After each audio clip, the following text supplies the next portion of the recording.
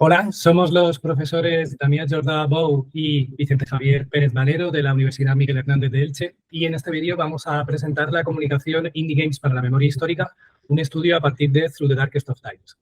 Through the Darkest of Times es un videojuego de estrategia publicado en 2021 por Paintbucket Games, en el que el protagonista coordina la resistencia de un grupo de civiles disidentes durante la Alemania del Tercer Reich. El juego hizo historia en este país por ser el primero al que se le permitía mostrar la esvástica, cuya utilización estaba prohibida por ley.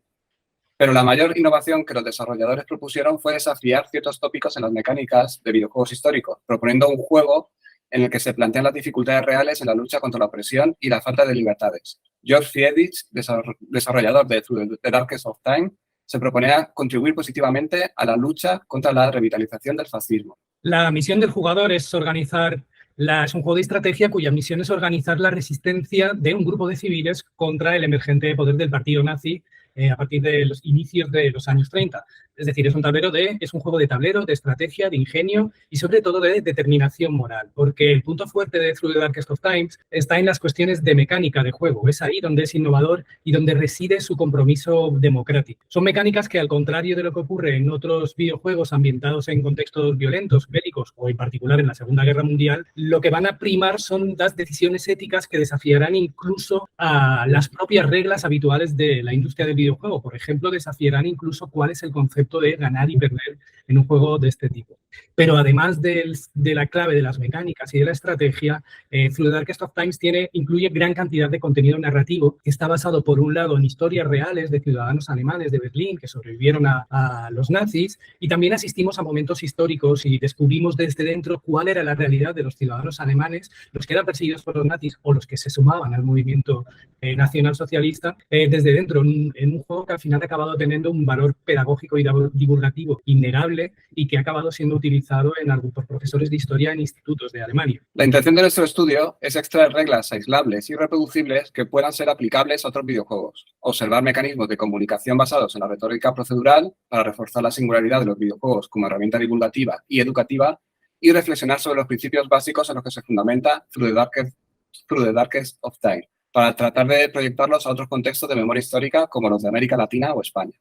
Con esto, trataremos de reforzar el valor pedagógico y cultural de los videojuegos desde un contexto de convivencia democrática e implicación de la sociedad en la defensa de los principios que sostienen una sociedad sana, sin odios ni violencias. Para la consecución de este trabajo se abordó una metodología de carácter fundamentalmente cualitativo, basada en la entrevista realizada en esa visita a Sebastian Schulz el pasado 20 de enero de 2023 en Berlín, que quedó registrada en formato audiovisual y escrito. También se realizó un trabajo de inmersión en el propio juego, examinando de principio a fin, de forma crítica y analítica, deduciendo los elementos fundamentales en las tres ramas que nos proponemos analizar: estética, narrativa y mecánica. A menudo nos preguntamos si en realidad los videojuegos son esencialmente antidemocráticos cuando vemos algunas comunidades o algunas actitudes a las que nos enfrentamos. Este tipo de preguntas de ¿son los videojuegos antidemocráticos por definición? ¿Está en su naturaleza del juego? ¿Se pueden desafiar esas tendencias? Son preguntas que se hacían algunos investigadores alemanes como Beck o Pfister hace unos años en un número especial de la revista Game Environment que edita la Universidad de Bremen. Es uno de las fuentes que hemos estado comparando. Sin embargo, en Through the Darkest of Times precisamente se parten de esas ideas de se pueden desafiar las mecánicas habituales con las que nos enfrentamos a un conflicto bélico histórico en el mundo de los videojuegos, poniendo el acento en la mecánica procedural y en cómo establecer determinadas reglas que refuercen más principios democráticos colectivos, de lucha colectiva o de defensa de principios de valores de convivencia, en lugar de cuestiones más bien belicistas. Precisamente de la entrevista con Sebastian Schulz ya nos hablaba del punto de partida desde el que se ideó este videojuego. Para empezar, hablaba de que en 2019 había habido en Alemania, al igual que en el resto de Europa, un resurgimiento de la extrema derecha y de los partidos de extrema derecha. Estamos viéndolo ahora mismo también, que esta ola reaccionaria nos ha alcanzado, y ellos, como desarrolladores de videojuegos comprometidos con determinadas controversias sociales, se plantearon cómo podían hacer para concienciar a los jóvenes de que las ideologías de extrema derecha nos llevaban inevitablemente en algunos casos a guerras como episodios históricos. Entonces, lo primero que observaron es que en la mayoría de las ocasiones en las que hablamos de la Segunda Guerra Mundial en el ámbito de los videojuegos se hace no solo desde la violencia, es decir, enfrentarnos a una cuestión así desde la no violencia en cualquier otro medio, en un contexto democrático nos parecería obvio. Pero es una realidad que en el ámbito de los videojuegos no es lo que predomina, sino que lo que predomina son no solo los conflictos violentos, el shooter, los disparos, todos tenemos en mente diferentes juegos de la Segunda Guerra Mundial en las que esto ocurre así, sino que además Schultz ponía el acento en el que siempre es como un héroe solitario que para enfrentarse al fascismo lo que hace es coger un fusil y solo él como un héroe irse al frente, cuando ellos lo que querían era poner el acento en primer lugar, no solo militares se enfrentaron a los nazis, sino los civiles tejieron redes de resistencia y en segundo lugar fue un movimiento colectivo de establecer redes en las que se colaboraron gentes de diferentes características y diferente signo político. También para ver eso, otra de las características del juego es que empieza a desarrollarse en 1933, cuando Hitler asciende al poder y no ya cuando ha empezado la guerra. Es decir, vivimos gran parte del juego previo a la famosa Segunda Guerra Mundial y conocemos mejor las interioridades de la realidad nazi del Berlín de los años 30. También se incluyen muchas historias reales de ciudadanos berlineses que fueron recabadas en un proceso de investigación por parte de los autores del juego y sobre todo, y como venimos resaltando y vamos a desarrollar, lo que se establecen son unas reglas éticas y morales que son las que van a establecer las reglas de la mecánica del juego y que, por ejemplo, cuestionan cuál es nuestro indicador de vida y cuestionan algunas de las consecuencias que tienen las decisiones que tomemos, especialmente a partir de esto que se ha venido a denominar la retórica procedural. La retórica procedural se refiere a una forma de crear, explicar y comprender los procesos. Y los procesos definen el modo en el que funcionan las cosas, los métodos, técnicas y lógicas que impulsan el funcionamiento de los propios procesos. En el caso de Through the Darkest of Time, la proceduralidad reside en cuestionar las mecánicas clásicas y depositar en ellas la mayor parte del discurso. Como afirma George Friedrich, eso se centra en la mecánica de la moral o de grupo en cuanto al espíritu de lucha, la cohesión o la lealtad, a los tipos de misiones que invitan a acciones de resistencia o a las consecuencias de nuestros actos en la moral del grupo. A continuación vamos a exponer los resultados de la investigación y vamos a comenzar con el análisis estético. La estética del videojuego es directa y emocional. Nos remite al expresionismo y a la nueva objetividad desarrollada durante el periodo de la República de Weimar. También hay una reivindicación del arte prohibido de los nazis, que precisamente pretendían denostar como arte degenerado. Hay un desafío a la estética realista. Se emplean las dos dimensiones en tono poco saturados y grises. Solo destacan los rojos y el color de los ojos de los jugadores. Las animaciones son sencillas para potenciar la inmersión narrativa. Y también se emplea, por ejemplo, como una referencia importante, el mapa para establecer las misiones del juego, que es una referencia directa y clara a Fritz Lang en dos de sus películas, M, de 1931, y El testamento del Dr. Mabuse, de 1933. Pese a que estamos hablando de que una de las claves fundamentales del juego son las mecánicas de tablero y cómo se establecen las reglas de las mecánicas de tablero y qué tipo de misiones se establecen, son misiones propias de la acción de resistencia, imprimir panfletos, hacer pintar, realizar sabotajes, rescatar a la gente perseguida por los nazis. Este es el típico de mecánicas que vamos a desarrollar, pero hay una parte fundamental que hay que explicar antes, y es que en la parte literaria del juego, el carácter literario del juego también cobra un gran protagonismo, casi 50-50 con lo que son las mecánicas de tablero, hasta el punto en que en ocasiones, como estamos viendo en el vídeo, nos recuerda mucho a aquellas aventuras de texto, aventuras narrativas de los orígenes del videojuego de PC. Es a través de estos relatos escritos cuando los creadores consiguen transmitirnos información histórica, datos, nos relatan hechos, situaciones, y a través de este contenido literario es cuando consiguen emocionarnos, conmovernos y forzarnos a tomar determinadas decisiones que afectarán de una u otra manera a nuestra moral, a nuestro indicador de vida y a la cohesión del grupo. Hay una clara diferenciación entre estas partes que constituyen una aventura, que parecen una aventura de texto, y estas mecánicas de estrategia de tablero que pasaré ahora a describir. Y todas ellas se inspiran generalmente en hechos reales. Algunas son hechos reales conocidos, como la quema de libros por parte de Goebbels, y otros son historias muy particulares sobre la realidad del día a día del régimen nazi. Y finalmente también tiene una estructura muy literaria en sí, la propia narrativa del juego, porque se estructura en 4 capítulos. El primero, como decíamos, se enmarca en el año 1933, en el momento del auge de los nazis en el poder y cuando empiezan a despertar simpatías entre nuestros vecinos, los vecinos del jugador, podríamos decir. El segundo capítulo es en 1936 y es particularmente interesante porque es todo un periodo en el que lo que estamos viendo es cómo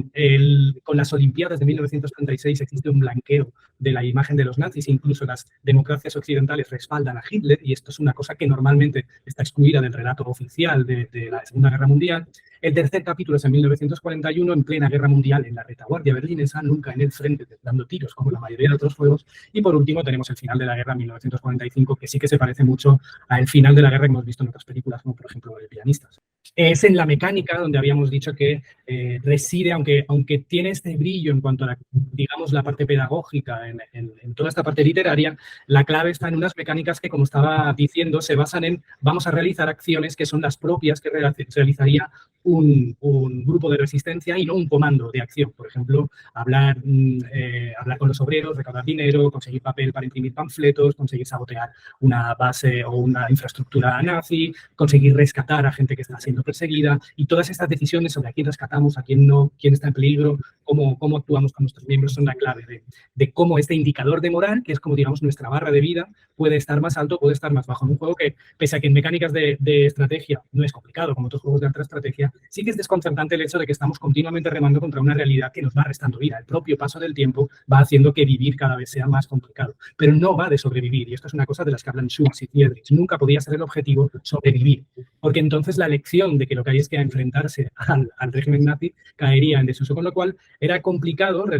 establecer una mecánica de barra de vida en la cual tuviéramos que estar empujados a realizar acciones, pero no a ser capturados, ¿no? Por lo demás, lo que tenemos es una mecánica por turnos, en las que primero tenemos una fase narrativa y luego tenemos la fase de reparto de tareas, que es la que nos va a ir reportando puntos o determinados beneficios. El objetivo, al fin y al cabo, es mantener al grupo unido. Tenemos esta barra de moral, y también es muy importante la propia configuración del personaje del jugador, porque va a tener, básicamente, aparte del nombre y la edad, va a tener dos rasgos fundamentales que van a ser determinantes, que es su profesión y su tendencia ideológica. Y esta es otra de las claves del juego, que vamos a tener un grupo en el que van a colaborar gentes de tendencias ideológicas muy diferentes, incluso anarquistas con católicos que se oponían a Hitler, por ejemplo, socialdemócratas o liberales de derechas, con comunistas, y esto es lo que va a determinar qué jugadores tienen, qué rasgos o qué potencialidad tienen cada uno de los jugadores. Y hay otra clave, y es que esto no es modificable, y que algunas cuestiones que determinan al personaje y que no podemos modificar, como por ejemplo su orientación sexual o su origen religioso, en principio no son determinantes en la mecánica del juego, aunque sí que lo serán a posteriori cuando veamos que estos compañeros de juego pueden ser perseguidos y poner en riesgo al grupo y nos obliguen una vez más a tomar decisiones morales que van a afectar a las consecuencias que tomemos. En cuanto al impacto sociocultural que ha tenido el videojuego, nos gustaría destacar que para The Darkest of Time se consiguió el permiso de las autoridades para mostrar la esvástica, un hito en Alemania, ya que el contexto histórico y su narración favorece una adecuada comprensión histórica. El juego se ha convertido en una herramienta pedagógica para educar en valores mediante una experiencia inmersiva, algo que han podido probar los estudiantes de secundaria de Alemania. Después de Through the Darkest of Time, Pine Bucket Games desarrolló otro videojuego totalmente gratuito para móviles llamado Force Abroad, del 2022, en el que a partir de un diario real se relata la historia de judíos holandeses obligados a realizar trabajos forzados durante el régimen nazi. Para concluir, podríamos destacar la efectividad del videojuego como herramienta divulgativa, su originalidad en la articulación de los elementos que componen el videojuego, la narrativa, la mecánica y la estética, o sencillamente su capacidad de emocionar y conmover. Esos son aspectos que marcan la diferencia entre The Darkest of Time y le aportan valor al margen de los criterios que establece la gran industria del videojuego y su reflejo mediático. Este tipo de juegos o desarrolladoras manifiestan la importancia social que pueden llegar a tener los indie games y la necesidad de preservar y cuidar este entramado de pequeñas empresas. Por otro lado, otros planteamientos extrapolables a otras propuestas videolúdicas pueden ser que es un juego no centrado en la violencia y sí en las actividades civiles, muestra la diversidad racial, sexual e ideológica, cuestiona los conceptos de ganar y perder, como comentábamos antes, replanteando así el momento de final de partida, reinventa los indicadores de vida, estimula las recompensas con acciones de valor colectivo y propone una estética que rebaja la crudeza visual, que no conceptual, y amplía el público objetivo del juego. Como habíamos estado comentando antes, las dos partes principales del juego, entrando en una terminología más muy específica de los Game Studies, existen dos partes diferenciadas del juego, que son las que tienen que ver con la retórica procedural, con las mecánicas y con las narrativas. Y al final lo que hemos descubierto es que lo que están conviviendo son esta nueva retórica procedural con la escuela narratológica original de los videojuegos. Ambos combinados son los que